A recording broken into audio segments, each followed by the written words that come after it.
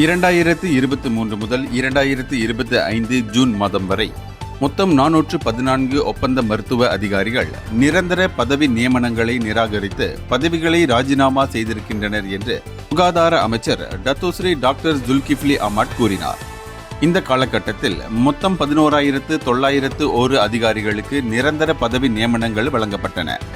ஆனால் இவர்களுள் 3.5 விழுக்காட்டினர், அதாவது 414 பேர் அதனை நிராகரித்தனர் என்று அவர் தெரிவித்தார்.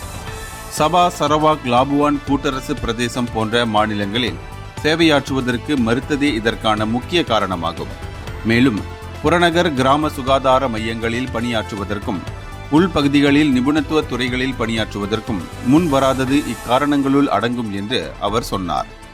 நிரந்தரமில்லாத பதவி என்ற காரணத்தை காட்டி எத்தனை மருத்துவ அதிகாரிகள் சுகாதார அமைச்சில் இருந்து வெளியாகி இருக்கின்றனர் என்று சுங்கை பட்டாணி பக்காத்தான் ஹரப்பான் நாடாளுமன்ற உறுப்பினர் முகமது தௌஃபிக் ஜொஹாரி எழுப்பிய கேள்விக்கு டாக்டர் ஜுல்கிஃப்லி இவ்வாறு பதிலளித்தார்.